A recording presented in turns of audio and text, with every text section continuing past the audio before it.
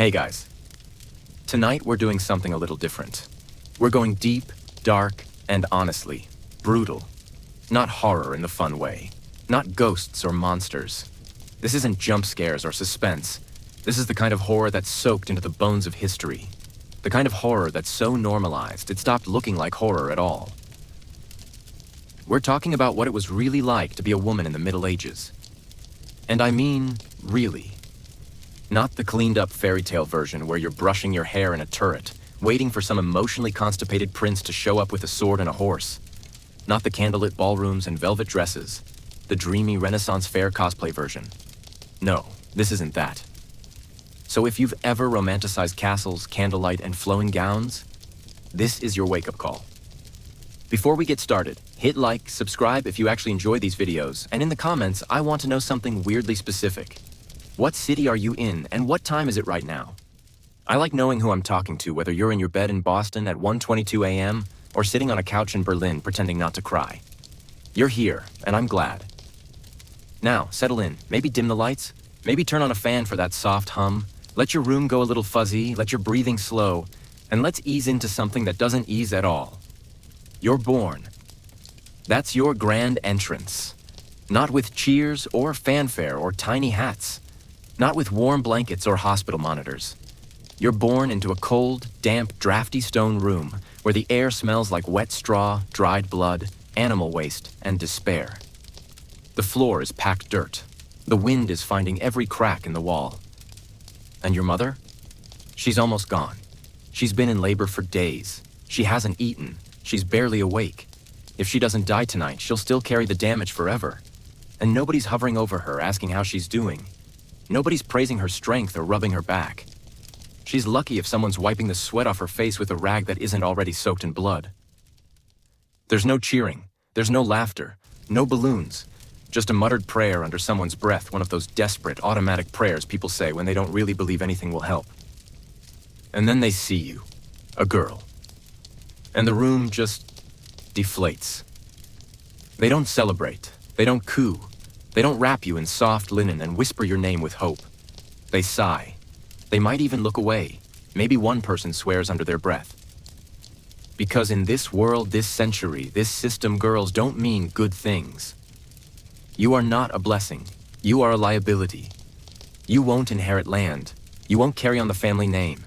You'll cost money. A dowry if you survive long enough to get married off. You're vulnerable to hunger, to infection, to assault, to being traded like property. You're a risk that breathes. No one's passing you around the room to admire your nose. They're just hoping you die quickly and quietly. Because most girls do. Statistically, you're not making it past age 5. And if you do survive, you're not going to be praised or protected. You're going to be tolerated, managed, muffled. Maybe trained, maybe traded. That's your future. And you're lying there, squirming in a cradle made of rush matting and old straw. You don't even know the world yet, but the world already knows you. It's already decided what you are. Not a question mark, a straight line. You will be married off young, maybe before your body even starts its own hormones. You'll be expected to bleed monthly, give birth frequently, and obey constantly. And even if you're clever and you will be, that cleverness will be seen as a problem, not a gift. No one wants a girl who thinks. No one wants a loud girl or a curious girl. They want you small, quiet, invisible, useful. Maybe your mother survives long enough to nurse you. If she doesn't, they'll find another woman who can, maybe a neighbor, maybe a cousin, maybe someone already nursing her own child and barely has enough milk. Maybe someone sick. Maybe someone bitter. Doesn't matter. You'll suck what you can from whoever they shove at you. Breastfeeding isn't sweet or nurturing. It's life or death. There is no backup plan. No formula, no rubber nipples, no sterilization. Just cracked skin, crying babies, and hope. And not much of that. And your father? If he's even around, you're not his problem. He's not celebrating you. You're not the heir. You're not the strong son he needs to carry on the family or run the land or swing a sword. He's more focused on his pigs, his tools, or just ignoring everything entirely. He might never hold you. If you're born to a peasant family, congratulations. You'll be useful sooner. That's what that means. Your labor starts early. By the time you can walk, You'll be walking with purpose. 2-year-olds collect kindling. 3-year-olds carry firewood. 4-year-olds fetch water in buckets that slosh down their legs and chill their feet. 5-year-olds start watching babies, and by 6, you're running errands, feeding animals, sweeping floors, and making sure no one knows when you're sad or tired or scared. You don't have toys, not real ones. You've got rocks, sticks, maybe a rag doll stuffed with straw if someone had the time and thread. And even then, you know better than to get too attached. Dolls catch fire, dolls get taken. Nothing here lasts. You don't have time for imagination, you have chores. Your nails are packed with dirt. Your hands are already calloused. Your teeth ache. Your stomach always feels like it's about 2/3 full. That's normal. That's just life. Now let's say just for fun that you're not poor. Oh, let's say you're born into a noble family. Well, congratulations again. Your cradle is softer, the rags a little finer. Someone bathes you sometimes. You're kept out of the sun so your skin stays pale. But don't mistake that for safety. Because now, you're currency. You're not just a girl, you're a future deal. Your name is a placeholder for a future alliance. Your body will be a dowry with lungs. You exist to be traded, married off to secure land or power or bloodlines. You are not a person. You are a bargaining chip. At 7, they start grooming you. And not in the horrific modern sense, though. Sometimes, yeah, but in the you're going to be a wife or a nun kind of way. You learn to curtsy, you learn to embroider, you learn to pour wine quietly, you learn to walk like you weigh nothing and speak like you might not speak at all. Your voice is trained down to a whisper. Your mind, kept on a leash. Reading is fine as long as it's religious. Anything else? You're dangerous. Too smart is just code for trouble. And this is just the start. They say childhood is a precious thing. That it's full of wonder, play, safety, a time to explore and laugh and make mistakes. But not for you. Not here. Not now. In the Middle Ages, being 5 years old just means your workload gets heavier. You're not considered a baby anymore. You're not really considered anything, to be honest. Neck. There's no concept of early childhood here. No toddler phase, no Montessori toys, no age-appropriate learning activities. You're just a little person with little hands, and those hands better be doing something useful. Your mother, if she's still alive, has taught you what she could between exhaustion and surviving. Keep your mouth shut. Keep your hands busy. Be useful. Be invisible when needed. Be sweet when watched. Be silent, always. I see. That's the first lesson girls learn. When you're seen, be sweet. When you're not seen, be sent. That's how you survive. You don't complain. You don't pout. You don't whine when the water bucket is too heavy. You just bite the inside of your cheek and walk. Because the alternative is worse. You've never had a toy. You don't even have the idea of what a toy should be. Maybe there's a rock you like. Maybe a wooden spoon you pretend is something else just for a second. Maybe, and this is if the stars aligned, you have a rag doll made from torn up skirts stuffed with whatever someone could find. But even that isn't safe. You never really own anything. What you do have. Work. You gather kindling. You chase chickens. You check the mud for footprints, not for fun, but because the goats got out again. And your father swears he'll sell the lot of them next time. Your nails are dark with dirt. Your skin is rough, even now, still soft in places, but already hardening in others. Your stomach never quite feels full, but it doesn't growl either. You're used to that thin line of hunger. It keeps you alert. Meals are simple. Bread, stew, maybe a root vegetable if someone traded well that week. You've heard about honey. A kid a few years older once claimed to have tasted it, said it was like sunlight turned sweet. You tried to imagine that, but you've never tasted sunlight either. So it just stays in your mind as magic. And then, it starts. You feel it before anyone says anything. A shift, a tension, and your body is changing, and suddenly, you are being watched again. Not in the sweet way babies are watched. In a different way. Sharper. Suspicious. Like something dangerous is growing where your innocence used to live. And it begins small. You get dizzy when you stand too fast. Your chest starts to ache in new ways. You cry more than you used to, for no reason, and then feel guilty about it. Your mother starts checking your sleeping straw more often. She prays under her breath more now. louder sometimes, as if you might scare off evil by accident. There's no celebration. There's no welcome to womanhood talk. There's no cozy moment with a cup of tea and an arm around your shoulder. There's no cocoa, no flowers, just warning looks, whispered fears, more rules. Because girlhood doesn't evolve into adulthood here. It drops off a cliff. One moment, you're barefoot in the yard chasing chickens. The next, you're told to cover your hair. Stop climbing trees. Speak less, laugh softer, never run, especially not in public. And don't look at boys, not even by mistake. And if a boy looks at you, somehow that's your fault. You're told to be modest, but also pretty, but not too pretty. Charming, but not flirty. Pure, but still likable. You walk around feeling like you're balancing a tray of glass cups on your head, while everyone waits for you to slip. In your village, gossip swirls like chimney smoke, slow, constant, inescapable. You hear it before you understand it. Then one day, it's about you. Someone says you're developing too fast, that you walk differently, that your dress fits tighter, that you smiled too long at someone's son, a boy who looked at you first. Suddenly, you're not a child. You're a problem. It doesn't matter what you do. You're being watched now, judged, defined by your body before you've even figured out what that body is. And maybe, just maybe, you were born into a noble family. You'd think that might soften the blow, that maybe you'd get some cushion, some gentle transition into womanhood. Nope. If anything, it's worse. Puberty just means the stakes go up. You're not allowed to play anymore, not even by accident. No tree climbing, no mud on your sleeves, no jokes at dinner, no extra servings.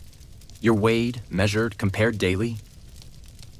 You're bathed regularly, not because they care about your comfort, but because your appearance reflects on your family. Your father's steward literally notes your weight, your complexion, your posture, not for your health, for your market value, because that's what you are now, a package. Your father has a ledger with your name on it. It sits next to the land deeds and livestock records. When he looks at it, he's not thinking about your favorite color. He's calculating who might want to marry you and what he can get for it. Your dowry? It's not a gift, it's a bribe, a payment to make you someone else's problem. And your family might sell land, livestock. They might indenture a sibling just to afford it. If they can't afford it at all, maybe you get sent to a convent. Or maybe you're married off to someone twice your age, half your hygiene, and none of your kindness simply because he'll take you at a discount. And if he's rich enough, no one asks your opinion. And still no one explains what's going on inside your body. There's no education, no pamphlet. No one draws diagrams or talks gently through it. You're left to stitch together scraps of superstition and shame. You hear rumors that your bleeding is punishment for Eve's sin, and that if your blood touches crops, they'll wither. That if you touch a cow during your period, its milk will sour. That if you look too long at a knife, it'll go dull. You're just a girl, and now you're supposedly magical and cursed all at once. And the sad thing, you start to believe it. Not all of it, not consciously, but when everyone around you nods solemnly and avoids your gaze, it gets in. Yeah. Some girls are lucky enough to learn how to read, usually only enough to pray properly. Latin, that's for boys. Math, why would you need that? You're warned not to read too much, not to think too hard. Thinking women are dangerous, thinking women ask questions, and thinking women get punished. No, sometimes you laugh anyway. You sneak an apple. You run behind the cottage with your friend and dare each other to step into the shadows by the church. You tie ribbons in your hair and pretend to be someone else for a minute. But joy here, it's not something you're given. It's something you steal. Like a crumb, like a breath, like a sin. And just when you're getting used to it, this new body, this new fear, someone arrives. A messenger, a cousin, a priest. He says something quiet to your father. Your mother stiffens, your name comes up, and just like that, girlhood ends. Not because you're ready, but because someone else decided it's time. So, here we are. You're not even through your awkward stage, still tripping over your own feet, still figuring out how to braid your hair without making a tangled mess, and already you're betrothed. No dating, no butterflies, no long looks across a candlelit table, no slow burn romance. Just your father, Probably over a cup of sour ale, shaking hands with another man who's decided that your body will fit nicely into his estate plans. Maybe you've met your future husband once. Maybe not. Maybe he smiled at you. Maybe he didn't even bother to look in your direction. But here's the part that no one ever says out loud. It doesn't matter. You're a girl, and girls don't get a vote. That betrothal contract your father just signed, that's binding. In some places, that handshake and a couple of mumbled words is as good as a wedding. You're not technically a wife yet, but you might as well be. And if your future husband's feeling generous, maybe he waits until you're about 14 before he expects you to do anything beyond pass him bread at dinner. But if he's not, then the church might gently discourage early consummation, sure. But don't count on that stopping him, especially if he's a lord. Lords aren't exactly known for self-control. And let's stop dancing around it. You're a child, and this is just a fancier word for ownership. They dress it up in legal language, in church blessings, in whispered talk about alliances and responsibility. But at the end of the day, your body, your barely begun body, is now someone else's property. Your dowry has been paid. Your fate is sealed. Whether you're noble or peasant, it's the same nightmare, just with different scenery. If you're a farm girl, you're moving into a thatch-roof cottage with a man who smells like sweat and damp wool. His breath stinks of fermented cabbage and bad teeth. The windows barely open. The hearth smokes more than it warms. If you're noble, you're off to a stone hall that's about as welcoming as a dungeon. Your new husband smells like wine, stale wool, and the one bath he took back in March. He probably doesn't look at you as a partner, more like a piece of property with legs. And the wedding itself? It's not the fantasy Pinterest board kind. There's no white gown. White wasn't even a thing yet. You wear your best shift. Maybe someone lends you a necklace or sticks a sprig of rosemary in your hair because they think it smells nice. You might wear red or blue, both respectable, both symbolic. And then, the feast. If there is one. It's loud. There's bread, greasy meat, a lot of shouting. Men are drinking too much. One of your uncles probably tries to grab your elbow when no one's looking. You smile, you pretend not to notice, you survive it. And then comes the part everyone pretends isn't about to happen. The wedding night. You're expected to prove your virginity. That means you bleed. That means there needs to be a sheet. That means someone might be standing outside the door, a witness waiting for a literal sign that you were untouched before tonight. No pressure. If you don't bleed, cue the whispers. Maybe you're not pure. Maybe you're cursed. Maybe you're lying. Maybe you've done something. Or maybe just maybe your body didn't work the way they expected it to, because newsflash. Not all women bleed the first time. But try telling that to a drunk nobleman and a priest with a torch in the hallway. Here's a fact you don't want. In some regions, especially in parts of Southern Europe, a priest would literally stand at the foot of the marital bed, mutter a blessing, sprinkle holy water, and then step out to wait. The door closes, and you know what's expected of you. And now let's talk about the man waiting inside that room. Your husband. Maybe he's 10 years older than you. Maybe 20. Maybe more. If you're lucky, he's just indifferent. If you're not, he's cruel, controlling, violent. And in this world, marital rape isn't even a concept. Because legally, your husband can't rape you. The law says once you're married, your body belongs to him. Like his ox, or his boots. He can take what he wants, when he wants, how he wants. If you bleed, scream, cry, that's your problem. And if you thought about running away, you won't. There's nowhere to go, no shelters, no courts, no hotline. Your mother can't take you back. She probably endured the same thing. Here's another historical gem. In 13th century France, there was actually a legal discussion about what size stick a husband could use to beat his wife. If it was too thick, that was abuse. But a slender rod? Totally fine. That was called moderate correction. Your pain had legal dimensions. And no, you can't divorce. That's not on the menu. Unless you're a duchess and the Pope owes your family a favor, you are locked in. You could maybe petition for a convent after years of paperwork, but even then, don't count on getting in unless you bring your own bribe. Meanwhile, your body? It's not yours. It's a vessel now. You're expected to produce heirs, not children. Not babies, heirs. And you better hope the first one is a boy. If not, guess whose fault that is? Spoiler, it's yours. Doesn't matter that no one understands how biology works. Doesn't matter that he determines the baby's sex. Doesn't matter that you had no say in any of this. You'll be blamed.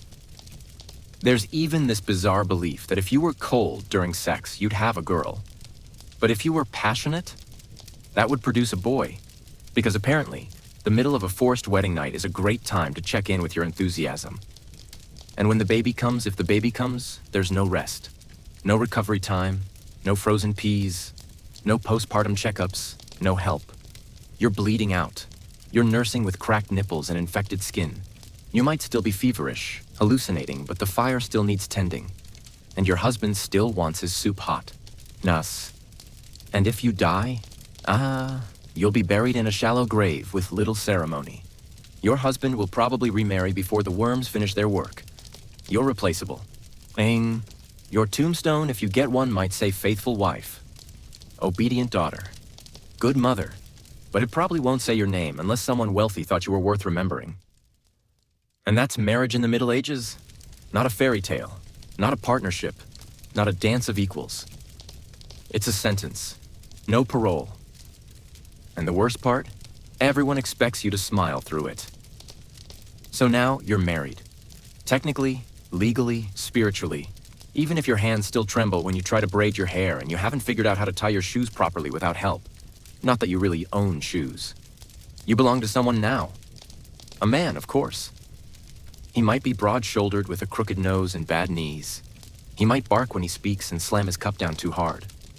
Or maybe he's quiet, sullen, withdrawn, a man who doesn't look you in the eye but still expects a warm meal and a warmer bed. Either way, here's the truth. He thinks you're his. Not metaphorically. Not romantically. Literally. His wife, his property, his prize. And you're expected to play your part with enthusiasm, or at least with silence. But if you were hoping this would feel like a chapter turning some grand shift into a new and meaningful life, I have bad news. It's not a new beginning. It's not a fresh start. It's a sentence. And not the pretty, poetic kind. The prison kind. Zen. Romantic love? That's a story reserved for bards and bored noblewomen. In real life, no one marries for love unless they're very poor, very lucky, or very doomed. Love in marriage is suspicious. It distracts from duty. It softens the edges. And soft women don't last. You're expected to be cheerful, or if not cheerful, then at least quiet about your misery. At home, you serve. That's the job. You are the unpaid CEO of the household. Your title might be Lady of the House, but you're more like the operations manager, the janitor, the cook, the nanny, the errand girl, the event planner, the HR department, and the emotional support animal all rolled into one. Yes. You manage the servants if you're lucky enough to have them. You plan the meals, stoke the fire, churn the butter, spin the wool, sew the clothes, teach the children, and still somehow end up blamed when the stew burns or the roof leaks. There are no days off. No me time. No self-care rituals. You're not a person with needs. You are a system that's expected to keep running. Quietly, efficiently, invisibly. And if you're poor, which most are, then you work alongside your husband in the field. Dawn to dusk. Shoveling dung, dragging sacks of barley, planting and pulling and hauling and bending and lifting. Then you come inside and it doesn't stop. You make the bread. You mend the clothes. You boil water that smells like rust and old iron. You strip the beds and beat the lice out of the blankets. You wash yourself once a month, maybe in cold water behind a curtain. And sex? Still not up to you. You don't get to say no. Not because you're too tired or not in the mood. Not because he was cruel to you that day. Not because your body is still healing from childbirth or miscarriage or some unnamed infection. There is no concept of consent. That word hasn't been invented yet, and if it had, no one would think it applied to you. You are his wife. That means your body is his by law and by custom. Your comfort is irrelevant. And if you cry, who would you tell? There's no one, no justice, no vocabulary for this kind of violence, no recognition that something sacred is being taken from you, again and again. And if you're wondering what the church has to say about all this buckle up, Medieval doctrine taught that sex, even within marriage, was a sin unless it was done for procreation. If you enjoy it, that's dangerous. If you're too passionate, that's lust, and lust is evil. If you're too cold, that's a lack of piety. Either way, you lose. You're expected to be available, but not sexual. Passionate? You're a whore. Frigid? You're a failure. There's no safe middle, just a tightrope made of razor wire. And every time you miss a period, you don't squeal with joy and knit baby booties. You get that pit in your stomach, that cold, sinking fear, because you know what's coming. Another pregnancy, another spin on the wheel. More nausea, more headaches, more swelling, more back pain, more anxiety, more fear, always the fear. Will the baby come early? Will it come too late? Will it come out wrong? Will it not come out at all? You could die. The baby could die. You both could die. And no one would be shocked. Here's something disgusting and bizarre. In parts of medieval Europe, people believed that tying a frog to your thigh could help with fertility. A live frog, just strapped on like a squishy, confused bandage. And if that wasn't weird enough, after the treatment, the frog was often buried under your bed, because apparently that trapped the baby spirits or something. That's the level of medical understanding you're working with. And even then, if you don't get pregnant well, now you're suspicious again. People might whisper about your womb. Maybe it's broken. Maybe it's cursed. Maybe you're secretly preventing pregnancy, which is a sin, by the way. Birth control, even in the form of an herbal tea, is considered witchcraft. 1. Women were burned for less than drinking mugwort. But let's say you do get pregnant again. You go through the pain, the fear, the pushing, the tearing, the blood. And if you survive it, great. Fantastic. Good for you. Now go check the grain bins and feed the chickens and start washing clothes because you've got a newborn and a husband who's wondering why dinner's late. There is no postpartum recovery. No nurses, no sitz bath, just cracked nipples, chapped lips, and a prayer muttered through gritted teeth that you don't get an infection. There are scholars, smart people who say it wasn't all bad, that some marriages had love in them, that some husbands wrote letters that showed tenderness, that some couples were real partners. And maybe that's true. But even if love was possible, obedience was mandatory. And most women didn't get a say. They didn't get a letter. They didn't get a poem. They got a role. Wife, child, womb, worker. Maybe, if they were very lucky, they got a moment of softness from a man who didn't hit them. Maybe. But love? Love was irrelevant. It was luxury. It was a fairy tale. What mattered, the only thing that mattered, was survival. You've been married for a few years now. You're maybe 16, 17 if you're lucky. You've already lost track of the exact number because birthdays aren't something anyone really celebrates in your world. They come and go like seasons quietly, sometimes unnoticed. What you do notice is how your body feels older than your age. Your back aches. Your hands are always sore. Your feet? Cracked, calloused, rough. You've had a baby, maybe 2, probably more if your body's still cooperating. And with every child, you lose something you didn't even know you were supposed to keep. No one really sees it. They see your growing belly and smile. They say, "She's carrying well." They say, "May it be a boy." They say, "You're blessed." But you just pray to survive it. Because pregnancy isn't magical here. It isn't glowing or sacred. It's not wrapped in lace or pillows or celebrated with parties and gifts. It's terrifying. Your belly grows like a countdown clock. And all around you, the air is thick with other women's stories whispered near the well, muttered over firewood. Someone's cousin bled out last winter. Someone's sister had a baby come out blue and silent. Someone else died in her sleep, baby still inside her, unmoving. You do what you can. You avoid certain foods because old women say they cause twisted limbs. You stare at beautiful things, flowers, kittens, pretty cloth, because you were told that ugliness can imprint itself on the baby. Yes, really, in some places, people believe that if a pregnant woman looks at something ugly for too long, her baby will turn out hideous. And in a world obsessed with appearances and suspicious of imperfection, that means your baby could be judged before they even cry. There's no doctor, no sonogram, no prenatal vitamins. There's a midwife, maybe. She's a local woman, not licensed, not trained, but experienced.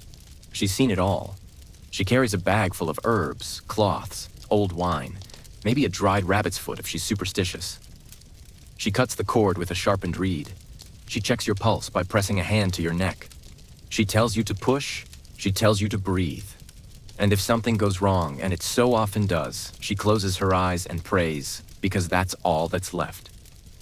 In medieval England, it was common practice for women to confess their sins during childbirth just in case they died before the baby came out. Think about that. You're trying to bring a life into the world, and at the same time, you're preparing your soul for the afterlife. And if you die, they bury you quietly, quickly. There's work to be done. Your husband needs a new wife. Your children need a new mother. Life moves on. But this time, you don't die. You make it. You survive. You're bleeding and broken and exhausted. But you open your eyes, and someone places a baby in your arms. It's crying. That's good. That means it's alive. You nurse it with raw skin and trembling hands. You rock it with one arm while stirring stew with the other. You shush it while cleaning, while sewing, while crouched over the hearth in the dark. And then you do it all again. Because there's no such thing as rest. Maybe you get a day to lie down. 2, if your mother-in-law is feeling kind. But soon enough, someone knocks on your door with laundry. Someone yells your name from the field. The bread won't bake itself. Then you don't get to say, "I just had a baby." You say, "Yes." You say, "Right away." Because that's what's expected. And even if you give your baby everything, warmth, milk, your last ounce of energy, most of your children won't survive. Not really, not long. Infant mortality is brutal. Fever, diarrhea, infection. The cold, a bad root, a careless moment near the fire. Sometimes it's just the silence, a cradle that goes too still. You name your babies knowing the odds. Sometimes you give 2 children the same name, hoping one of them will make it. And when they don't, when that small face turns cold in your arms, there's no funeral, no memorial. You might get a few whispered condolences. You might get a neighbor muttering, "God wanted him." But mostly, you get expectations. You're expected to keep going. Wash the child, wrap the body, say a prayer, move on. Your grief doesn't stop the fire from going out. It doesn't change the fact that your other children still need food. You still need to nurse, still need to cook, still need to smile at your husband when he walks in with dirt on his boots and a question in his eyes. You cry, but not loudly. You scream, but into your pillow. You mourn, but only while sweeping or kneading dough or walking to the well. Grief isn't a moment here. It's a companion, a quiet shadow you learn to carry like a second apron. And if your children do survive, you spend every moment trying to keep them that way. You nurse until your breasts are sore and sagging. You crush herbs into broths. You keep them warm through winter with blankets you sewed from scraps. You teach your daughters to be silent and your sons to be prayerful. You don't want to. But you know what happens to noisy girls. You know what this world does to them. In parts of medieval Scandinavia, people waited weeks before naming their newborns. Why? Because the chance of death was so high, it felt dangerous to get attached. They called them things like Little One or My Heart until they passed the threshold of death's reach. And even then, you didn't breathe easy. You just breathed. And the church? They're watching too. They say your suffering is sacred, that pain is holy, that childbirth is punishment for Eve's sin, and that screaming too much means you're not devout enough. So you bite down on leather. You pray harder. You try not to sound ungrateful as you bleed into a straw mattress in the corner of your one-room home. You're not supposed to be proud of surviving birth. You're supposed to be humbled by it. You're not supposed to feel anything but quiet reverence. No one writes poems about you. No one paints your portrait. No one sings lullabies in your name. You are the background figure in a world that thinks it's too busy to thank you unless you die. Then maybe someone calls you good, a faithful mother, a quiet soul. And even then, they forget your name. It's early morning. The light hasn't even turned the sky gray yet, but you're already awake. You're not stretching. You're not groaning lazily under a warm blanket. You're already working even before you get out of bed. Your mind starts before your body. What needs mending? Who needs feeding? Did the baby cough last night? Is the fire still lit? Is there bread left? Is today washing day? You swing your legs over the edge of the bed and feel the chill hit your bones like a warning. The floor is dirt. Always has been. It's hard, uneven, cold. You've scraped it smooth in spots over the years, worn it down with bare feet and endless sweeping. But it's still the earth. You live on it. You work on it. You might die on it. You begin the day with your hands. You always do. You scrape the ashes from the hearth. You check the coals to see if anything's salvageable. You blow gently. Hope the fire wakes up. If it doesn't, you'll have to start from scratch, rubbing kindling together with fingers that no longer remember what softness feels like. No one thanks you for this. No one even notices. But if the fire isn't lit, if the stew isn't hot, if the floor isn't swept, people notice that. The work is invisible until it's undone. And then suddenly, it's all your fault. Whether you're poor or noble, this truth doesn't change. Being a woman means working constantly, without recognition, without rest, and usually without pay. They don't call it labor. They don't call it skill. They call it duty, as if your spine was built for service, as if your hands were shaped in the womb to sew, scrub, and sacrifice. If you're a peasant, your work starts at dawn and ends after the stars appear. You're outside with your husband planting, weeding, hoeing turnips, shoveling manure, and then you're inside baking, milking, nursing, spinning wool, and still trying to soothe the baby who won't sleep through the night. If you're noble, you're no less busy, just busy in a different costume. Sauce, you're managing a household, overseeing servants, coordinating storage, rationing food. You're teaching your daughters embroidery and obedience.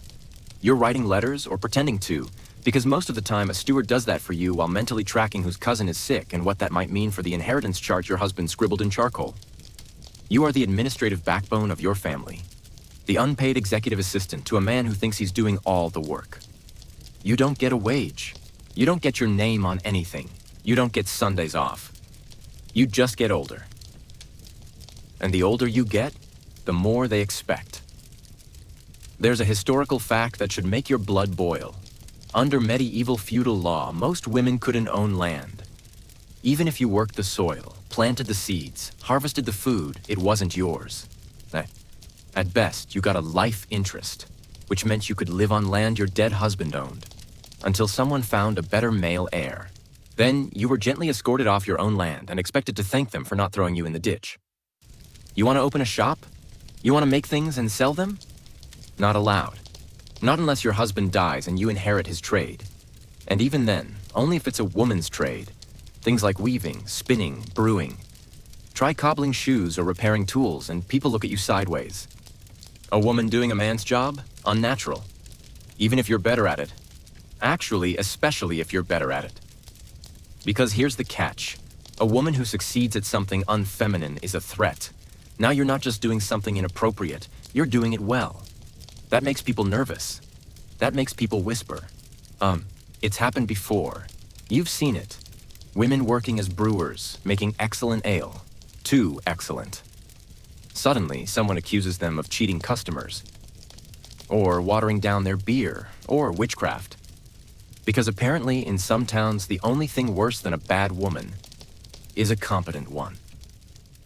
There's an actual historical term for it. Alewife. Women who brewed beer in medieval Germany. It was common, even respected until they became too successful. Then the men pushed them out, took over the trade, and rewrote the story like they always do. And if a woman asked to be paid for her work, they laughed. Why do you need money, they'd say. Your husband provides. As if your back isn't breaking, as if your hours don't stretch longer than daylight. As if your labor isn't the thing that keeps the family upright while your husband is out trying to sell a goat he probably overfed. Or drinking himself stupid. You can't unionize. You can't negotiate. You can't quit. You just continue. And when you age out of usefulness, when your knees go and your eyesight fades and your womb gives up, do they thank you? Do they gather around and say, "You held us together"? No. They call you a burden. They ask if you can still watch the younger children. They sigh when you don't move fast enough. They say, "She's not much use anymore." And yet, without you, the whole thing falls apart. Without your labor, there's no warmth, no food, no clean cloth, no education, no spiritual peace, no safety, no glue. But do you get a statue, a plaque, a gravestone? Maybe, maybe not. Most likely just a head nod and a line on a church register. Even in art, you're in the background, holding a basket, holding a child, never centered, never named. But you remember how hard you worked, how long you kept things moving, how often you stayed up later, cried in silence, sacrificed everything just to make sure people ate, learned, slept, grew. And deep down, you wonder, what would happen if we all just stopped? If every woman woke up one day and said, "No, I'm done." If you left the stew uncooked, the baby unwashed, the beds unmade, the linen unspun, what would they do? You'll never get to find out. Because you don't stop, you don't break, you bend, quietly, constantly, heroically, until the world forgets you were ever standing at all. It only takes one moment. You say something, just once. Maybe it's a joke that doesn't land. Maybe you ask a question, an honest one, like why the priest's robe smells like wine while the village goes hungry. Maybe you tell another woman a bit of truth, that her bruises don't look like clumsiness, that her husband's hands don't seem kind. Or maybe you just roll your eyes at the wrong time, in the wrong room, in front of the wrong man. It doesn't matter what you meant. It matters what they think you meant. And now, people are watching you. She's too bold, they say. She speaks out of turn. She's not like the other wives. And just like that, your name starts to slither through doorways, whispered under breath, wrapped in suspicion. Though, you become visible, but not in the way you ever wanted. Because in this world, visibility is dangerous, especially for a woman with ideas. And don't get ahead of yourself. I'm not talking about big ideas. You're not trying to rewrite scripture or lead a revolt. Maybe you just want to read something besides Psalms. Maybe you want to teach your daughter to write her name. Maybe you want to walk to the market by yourself without being asked who you belong to. That's all it takes. That's enough to make you suspicious. And once suspicion lands on you, it doesn't leave. It festers. At first, it's whispers. Then it's distance. Your neighbors stop making eye contact. They cross themselves when you pass. The baker's wife pulls her children closer. The priest looks at you too long during Mass, then preaches on obedience with more heat than usual. Then see, you feel it. The air thickens when you walk into a room. The walls tilt just slightly. You are out of alignment with the world. And then, the worst word of all starts floating toward you. Witch. That's the nuclear option. The word that takes everything and rots it from the inside. And you don't have to do magic. You don't need a cauldron. You don't need to mutter spells under the moon or know the names of the old gods. You just have to be too smart, too quiet, too outspoken, too single, too childless, too educated, too helpful, too beautiful, too old, too anything. That's all it takes. There's a historical fact that proves just how thin the line was. In the medieval period before the witch hunts reached their fever pitch in later centuries, women were already being accused of sorcery for things like midwifery, herbal healing, helping neighbors too often, or simply surviving too long without a husband. Widows, top of the list. Midwives, constantly at risk. Poor women, easy targets. And if you were just a little strange, maybe you sang to yourself. Maybe you liked to walk alone in the woods. Maybe your cat was a little too friendly. Now you're cursed. I wish that was exaggeration.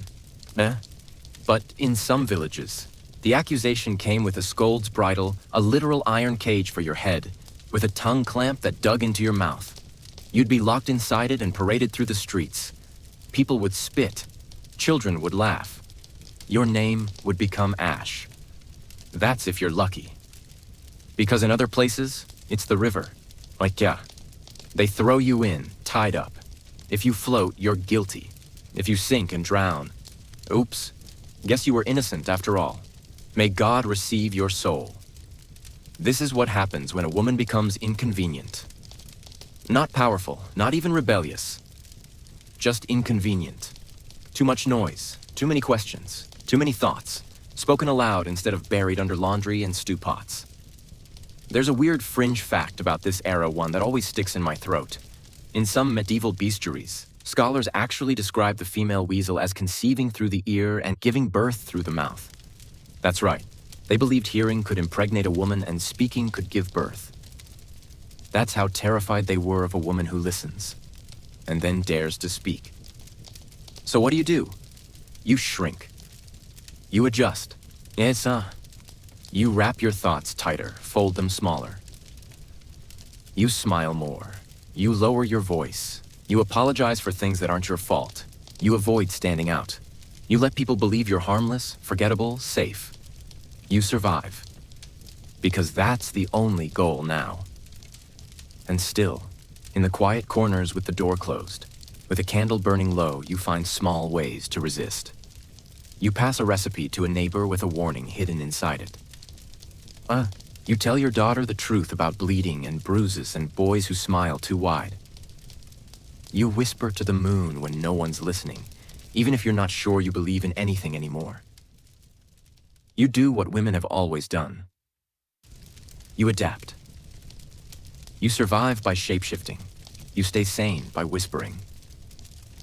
And sometimes when you're really brave, you laugh. Because the world can't decide what you are. A danger, a joke, a miracle, a monster. You know what you are.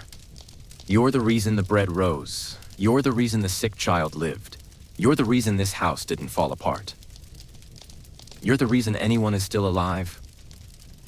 But you don't say that out loud. You just keep working, keep whispering, keep remembering. Because one day, someone might hear you.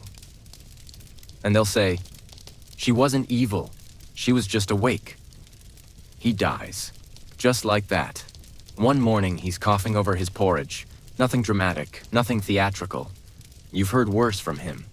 But by nightfall, he's slumped in the chair, mouth open, eyes glassy, breath gone. You stare at him for a while before moving. Not because you're stunned with grief, but because you know what comes next. And it's not mourning. It's danger. Because being a widow in the Middle Ages isn't freedom. It's a shift in chains. People talk about it like it's a second chance, like you're suddenly your own woman now. But here's what actually happens. The minute his body goes cold, the world starts sniffing around. The neighbors, the priest, his brother, his cousin, that steward with the twitch in his eye. Everyone wants to know what's going to happen to the land. The house, the animals, the children, you. They want to know what you're going to do. As if you have a choice. You start hiding things. Candle stubs, the spoon with the carved handle, a bundle of dried herbs, a bit of grain. You tuck them into the thatch above the hearth, into the root cellar, behind loose stones. Because even if no one comes with a sword, they'll come with a smile and a question that sounds friendly, until your name disappears from the deed. Oh, your future? Now it belongs to whoever speaks loudest and fastest. Here's a historical fact that feels almost like a cruel joke. Widows were technically allowed to own property in some parts of medieval Europe. That's the good news. The bad news. That right was usually temporary, conditional, and under constant threat. You could manage your husband's estate, sure, but only until a male heir stepped in. Or until the church decided you weren't holy enough. Or until a neighbor claimed that land was promised to someone else before your husband's last breath. If you were poor, you had even less protection. You could be married off again within months to a man you'd never met, who just happened to have some land, a strong back, and a willingness to marry used goods. And if you didn't remarry, if you said no, now you're not just a widow. Now you're suspicious. A woman alone is always suspicious. Because what's scarier than a woman with no husband to control her? A woman with nothing left to lose. You might think, fine, I'll go to a convent. I'll take vows. Pray all day. Be quiet. Be safe. And maybe that happens. For some women, it's the only escape. But the church doesn't take everyone. Especially not if you can't pay. Yes, joining a convent costs money. You need a dowry. Again. Even holiness has a price tag. So maybe you stay. You try to hold on to the house, the routine, the little scraps of control you built over the years. If you have sons, maybe they inherit. Maybe they're old enough to protect you. Maybe they remember the lullabies you sang and not the way your hands shook when your husband raised his voice. If they're too young, a male relative might help, which means take over. You get a corner room, a bowl of porridge, a look that says stay quiet and be grateful. If you have daughters, now the fear really sets in. Because unmarried girls without a father are targets. And you know what people are thinking. You'll be desperate to marry them off. You'll lower your standards. You'll make a deal with the devil if he comes with a pig and a plot of land. And maybe you will. Because you don't want your daughters to live what you lived. But you don't know any other way to save them. There's debate among historians about whether widowhood offered more autonomy. Some records show widows running businesses, making decisions, even suing for their rights. But most widows, they don't get that story. They get whispers, they get vultures, they get pushed to the edge of their own lives. You try to act the way they expect. Mournful, modest, quiet. You wear black. You cry, but not too much. You keep your head down. But grief doesn't move in a straight line. Sometimes you feel nothing, just relief, just silence.